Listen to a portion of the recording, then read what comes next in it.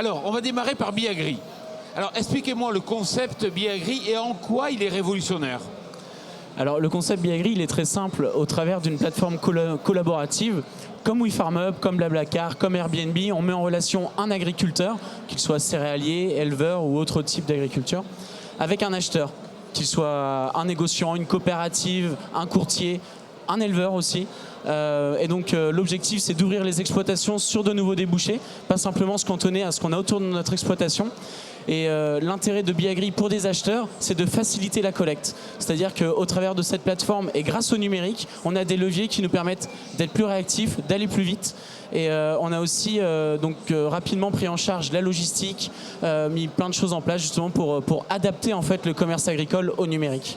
Mais vous allez vous fâcher avec toutes les coopératives, les négociants ? Eh bien non, pas du tout, parce que justement on est en relation avec des coopératives avec qui on discute. Vous parlez des négociants, il y a des négociants qui ont déjà acheté sur Biagri. Biagri, ça fait 1 mois qu'on existe et en 1 mois on a collecté, enfin je dis pas on a collecté, mais les acheteurs qui sont sur la plateforme Biagri ont collecté près de 1000 tonnes. Donc voilà, en l'espace d'1 mois, c'est 90 agriculteurs, plusieurs acheteurs. En effet, il y a des éleveurs qui peuvent passer au travers de la plateforme, mais aussi bien des négoces et aussi bien des coopératives. Alors pourquoi moi, céréalier, agriculteur, j'aurais intérêt à déposer mon blé sur votre plateforme ?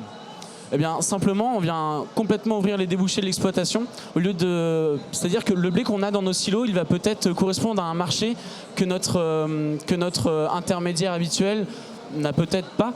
L'idée, c'est vraiment de viser en fait le marché qui correspond au stock de l'agriculteur. Donc voilà, donc par exemple, si on a un blé d'une telle qualité, eh bien pourquoi pas un meunier peut rentrer en contact avec cet agriculteur pour justement collecter ce camion de blé. Quelque part, vous raccourcissez un peu les intermédiations ? Ouais, on raccourcit, on accélère, on est plus direct, on est moins coûteux, ça c'est sûr. Mais vraiment, oui, en effet, en tout cas, on est plus réactif au travers de la plateforme parce qu'on sait que les marchés sont très fluctuants et au travers de la plateforme, en fait, il y a un système de négociation qui est très rapide et voilà, donc vraiment. Alors dites-moi si je fais erreur, mais je pensais qu'il y avait des taxes qui étaient collectées au niveau des blés. Comment vous faites ? Eh bien, en fait, à chaque fois qu'un éleveur veut acheter, par exemple, du maïs fourragé ou du blé fourragé pour son alimentation, pour son troupeau, eh bien là, en fait, on est maqué avec un OS qui nous permet de collecter les 1,57 € de taxes interprofessionnelles, les fameuses CVO. C'était important de pouvoir le faire parce que l'intérêt aussi de Biagri, c'est de mettre en relation notre céréalier avec notre éleveur. Et là, justement, on permet de faire le rapprochement. Gérard Bailly, vous êtes agriculteur.